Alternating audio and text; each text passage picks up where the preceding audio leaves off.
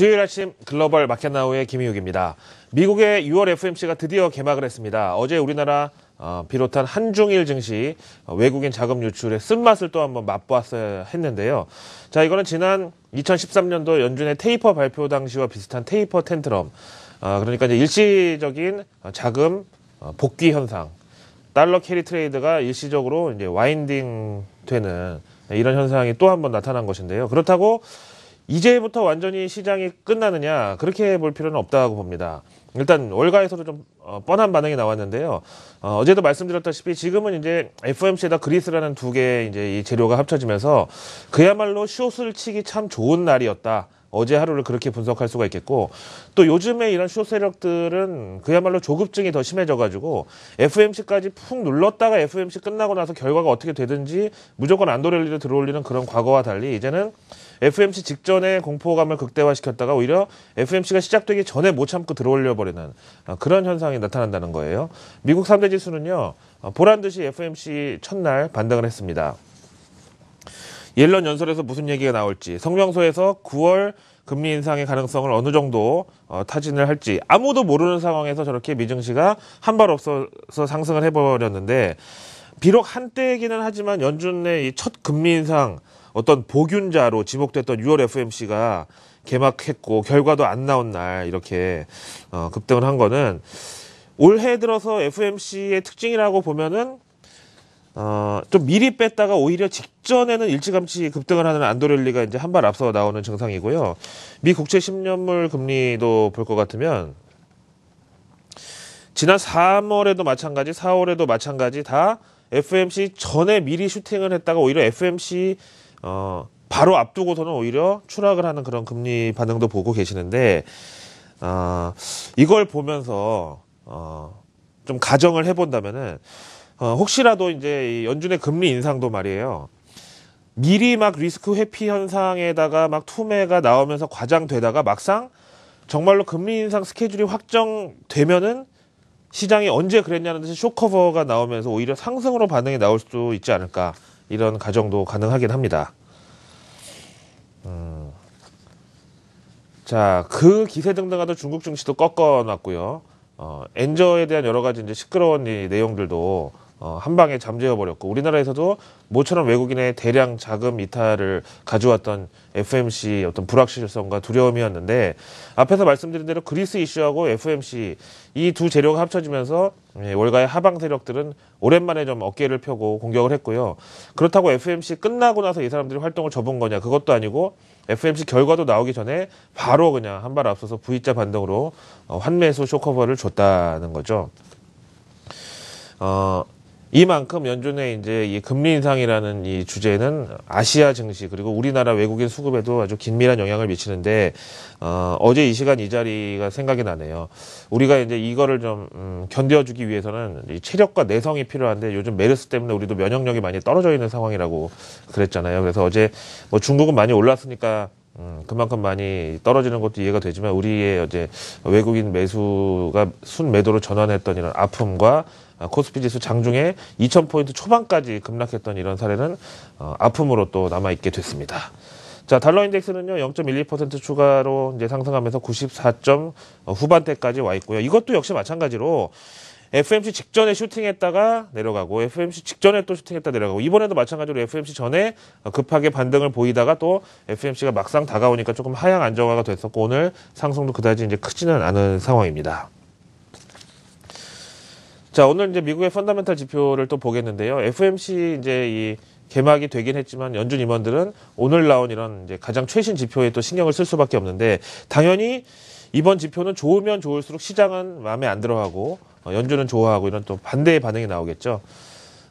건축 착공 허가 건수가 나왔습니다. 5월분 보시죠.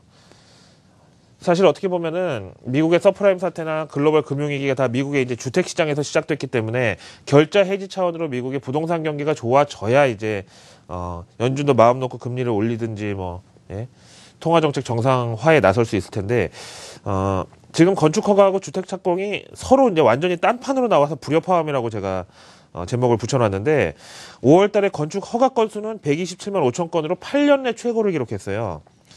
근데 실제로 땅을 파고 주택을 착공하기 시작한 건수는 103만 5천 건에 103만 6천 건에 그쳐가지고 예상에 못 미쳤단 말이에요. 이 표를 보면서 그럼 도대체 어떻게 해석을 하는 게 맞느냐?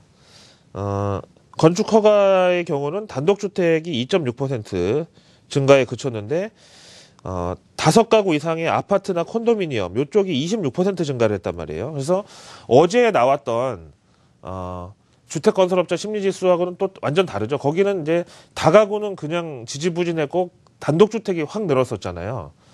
그럼 이거는 도대체 뭐냐? 지역별로 봤을 때에 이제 그 답이 있었다고 보는데, 동북부, 요 뉴욕, 워싱턴, 보스턴 이런 주요 상업 지역과 정치 경제의 1번지로 꼽히는 동북부의 건축 허가가 한 달 만에 무려 77.7%가 급증을 한 것이 영향을 줬다. 그럼 만약에 이런 일회성 요인을 빼면은 건축 허가나 착공 둘 다 예상을 못 미쳤을 수 있느냐? 일단은 그렇게 보는 게 타당하다는 의견이 있고요. 지금 팍스 비즈니스에서는 주택 착공은 주춤했는데 허가만 급증한 내막에 대해서 앞에서 이제 이 동북부 지역의 건축 허가가 77.7% 늘어난 것이 어떤 일회성 요인이었다. 이 뉴욕 지역의 세제 혜택이 5월달 종료가 됐는데 그걸 앞두고 막판에 이제 빨리 허가부터 내놓자. 이런 쏠림 현상이 영향을 줬다고 나와 있습니다. 그러면 일단 이번 주택지표는 온도차가 있었다, 불협화음이 있었다라고 수식어를 달았지만 악재로 보는 게 맞겠고요. 그런 입장에서 시장의 1승, 연준의 1패 또 이렇게 추가가 되겠죠. 시장의 1승은 주택지표가 실망으로 나온 것으로 봐야 되기 때문에 이거는 연준의 기준금리 인상을 앞당겨줄 요소가 아니다. 이렇게 판단한 거죠. 자, 오늘 주택지표에 대한 GDP 예상치 반응도 나와 있는데요. 지난 1분기 GDP 속보치를 가장 근사치로 맞췄던 아틀란타 연은의 GDP 시뮬레이터 함께 보실까요?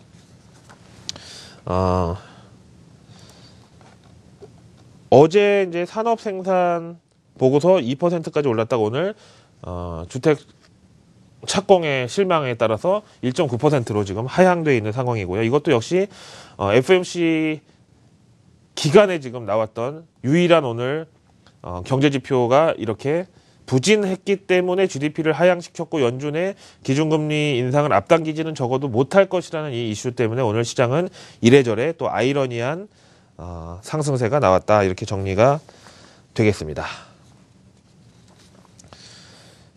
말씀드렸지만 그 어떤 FOMC도 중요하지 않았던 FOMC는 없었고요. 그 다음에 이제 이번 FOMC도 역시 어떻게든 시장이 좀 앓는 소리를 하고, 악재에 더 집중하고, 그게 나라 밖에 그리스든, 나라 안에 어떤 이제 이 최근 경제지표, 특히 제조업 지표의 둔화든, 이런 거를 자꾸 부풀려야 연준의 매파들이 좀 활동을 자제하고, 비둘기파를 비롯한 연준 의장, 제넷 옐런도 조금이라도 더 친시장적인 양적 완화 기조를 연장해 줄 것이다라는 이런 뻔한 시도는 이번에도 통했는데요. 그런데 이제 앞에서도 말씀드렸지만 올해 들어서 FOMC의 특징이라고 한다면은 오히려 좀 일찌감치 시장을 팼다가 FOMC가 시작되거나 아니면 바로 목전에 있으면 그때 오히려 안도렐리를 한 발 더 앞서서 V자 반등을 주는 그런 현상이 나타나고 있다고 말씀드렸죠. 일단 지금 현재 시장의 정설은 9월에 어쨌든 연준이 금리 인상에 나설 수밖에 없을 것이다. 그러면은 9월에 금리 인상하려면 이제 3개월 남았기 때문에 이번에 어떤 식으로든 힌트를 줘야 시장이 대비를 할 것이 아니겠느냐 이렇게 얘기하고 있는데 지금 이번 FOMC에서 연준 특히 옐런 의장이 기자회견에서 9월에 금리 인상을 할 것이다라는 힌트가 나와도 시장은 그 우려가 정말이었네 하고 일시적인 위축이 나올 수 있고 만약에 아무 얘기가 안 나와도 시장은 도대체 언제까지 불안에 떨어야 한단 말이냐 또 이렇게 부정적인 반응을 보일 수가 있고 여러 가지 시나리오가 지금 다 통하고 있는 마당에 마켓워치에서는 어떻게든 이번 주에는 힌트라도 얻어야 된다. 그게 대승적으로 봤을 때는 시장에 좋을 것이다라고 얘기를 하고 있는데요. 9월 금리 인상 관련해가지고 일단 이번에 제넷 옐런이 어떤 입장 표명을 하는지 성명서의 단어 하나하나 옐런 의장의 제스처나 표현 하나하나를 다 집중하자. 이렇게 상당히 좀 촉각이 곤두서 있는 상황이고요. 이런 와중에 오늘 한 발 앞서서 어떤 쇼커버가 나오면서 미 증시가 V자 반등을 했다는 것에 대해서는 상당히 좀 인상적이라고 보고 있습니다. 어떻게 보면 어제 이제 한중일 증시의 급락과 외국인 자금 이탈이나 이런 게 이번에도 역시 어떤 헐리우드 액션일 가능성이 있지 않나 이런 생각을 또 하게 되는데요. 그런데 이제 특히 이제 시장의 상승 하락 이 중에서도 이제 외국인들의 투심은 또 예측하기가 힘든 게 항상 우리의 예상과는 또 반대로 움직이는 이 선수들이기 때문에 또 그렇다는 거죠.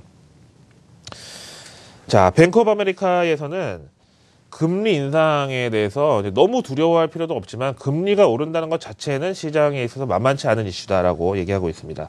자, 우리 뱅크 오브 아메리카사는 9월 금리 인상을 가정하고 D-66일 카운트다운에 돌입을 했다.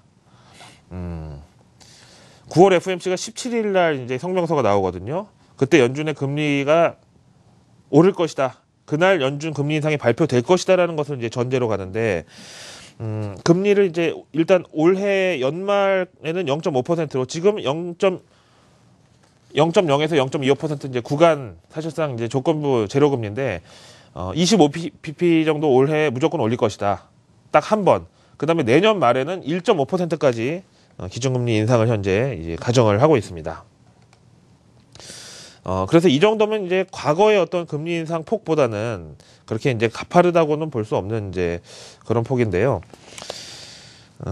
그러면서도 이제 지금 시중에서 연초 경제 지표 부진에 대해서 시장에서는 막 어떻게든지 이거를 막 거부하라고 막 심각하다고 막 하면서 연준을 압박하려고 하고 있고, 연준에서는 일시적이라고 자꾸 덮으려고 하는 현상에 대해서 이 GDP 특히 이제 연초 요 하향은 하루 이틀 있었던 일이 아니고 원래 이거는 이제 미국 경제 어떤 트렌드처럼 매년 반복되는 거기 때문에 여기에 대해서 비둘기파적인 해석을 자제해 줄 것을 당부했고요. 그 다음에 이번 양적 완화가 물론 글로벌 통화량은 시간이 지나면서 점점 확대가 되고 인플레이션율이나 이런 거를 다 감안해도 이건 어떻게 보면 당연지사인데, 금융위기 이후에 QE 1, 2, 3에서 글로벌 유동성이 너무 과하게 많이 진짜 스카이 라케팅이라고 영어식으로 이제 표현을 하는, 로켓가 하늘로 치솟아 오르듯이 저렇게 너무 과도했기 때문에 그 진통도 어느 정도 각오를 해야 된다고 보고, 특히 연준이 기준금리를 인상하기 시작하는 순간부터 지난 서브프라임 자빠지고 리만 브라더스 망하고 금융위기 오면서 각국 중앙은행이 기준금리 인하가 577번 지준율까지 다 포함해가지고, 이게 연준의 기준금리 인상을 따라서 그대로 다 복귀가 돼야 되기 때문에 연준 금리 인상의 폭이 앞에서 보신 대로 올해 딱 한 번에 0.25% 오른다고 해서 이게 안심할 게 아니라 각국 중앙은행의 저런 577번의 지준율 기준금리 인하 다 포함한 것들이 결국은 다 인상으로 쫓아와야 되기 때문에 이게 작은 이벤트가 아니다, 이렇게 얘기를 하고 있습니다. 하지만 이거는 이제 장기 관점으로 봤을 때는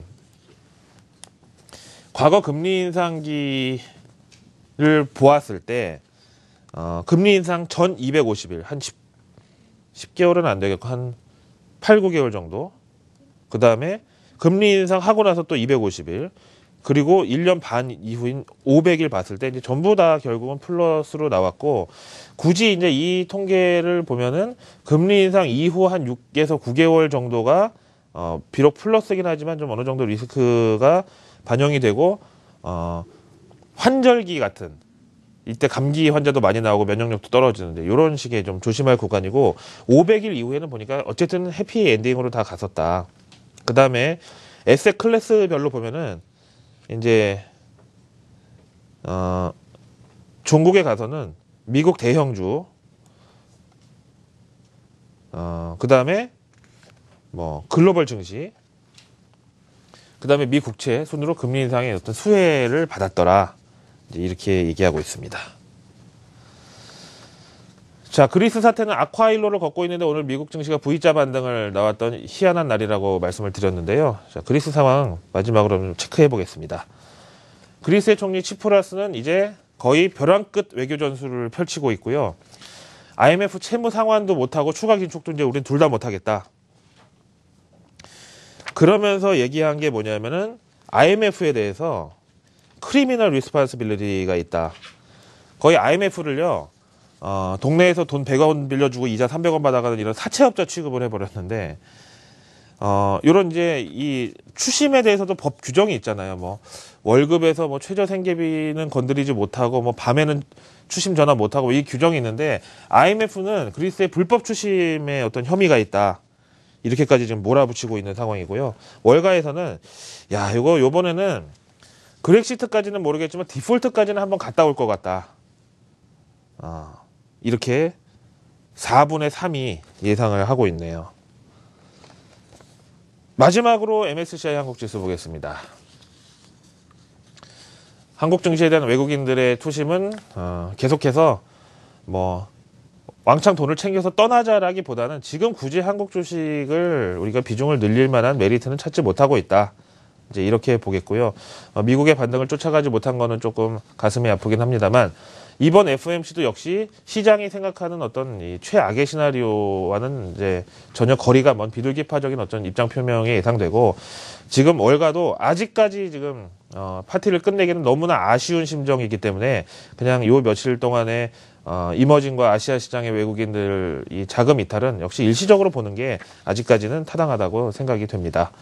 자, 내일 새벽에 마음 먹고 진짜 이를 갈고 지금 저희 제작진들도 기다리고 있습니다. FOMC까지 한번 기대해 보겠습니다. 수요일 아침 글로벌 마켓나우의 김희욱이었습니다.